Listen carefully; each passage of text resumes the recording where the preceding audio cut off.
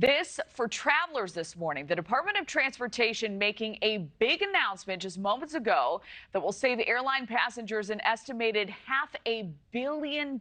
So how, you may ask? Well, there are new rules for airlines to follow. Here's the breakdown.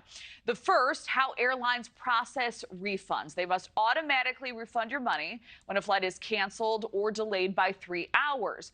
You will also get your money back if your luggage is lost or delayed.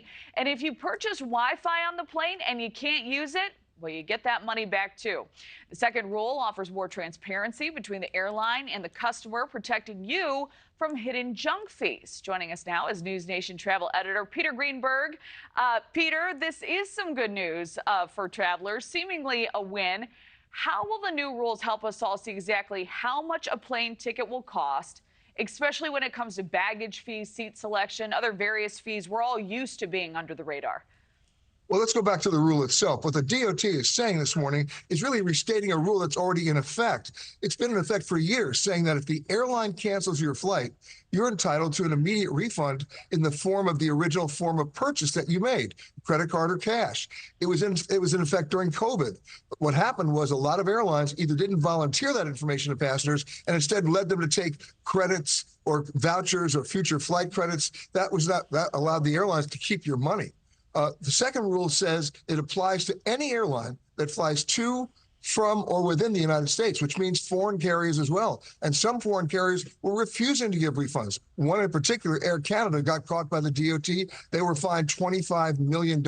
So this is good news because it forces the airlines. They can't just sort of like hope that you understand the rule. They have to explain the rule to you and give you your money back. That also now expands to other services that you bought that you didn't get. Like if your bag was delayed, why would you pay a checked bag fee if they didn't service the contract and get you your bag on the same flight that you were? And the same thing applies to the Wi-Fi. So that's going to save people a lot of money and give them their money back, as opposed to giving the airlines essentially an interest-free loan. All right, a really interesting breakdown. So we've highlighted the good. How do you foresee these moves potentially impacting business for airlines? Do you think there are going to be some adverse effects or possibly new expectations for other industries as well, Peter?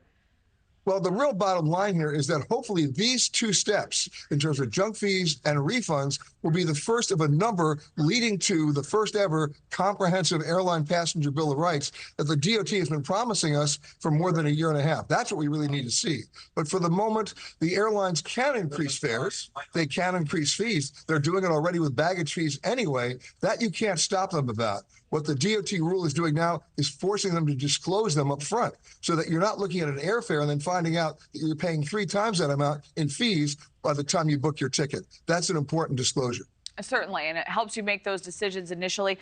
So we know that there's always a summer travel rush. How soon do you see these rules going into effect now? Probably within the next 3 months, so it'll be in time for summer.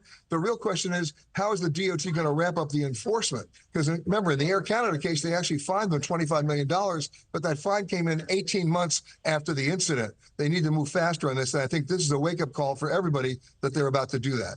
All right, we shall see. Peter Greenberg, always a pleasure. Thank you, my friend. Thanks for watching, everybody. Go to joinnn.com to find NewsNation on your television provider. Also, don't forget to click that red subscribe button below to get more of NewsNation's fact-driven, unbiased coverage.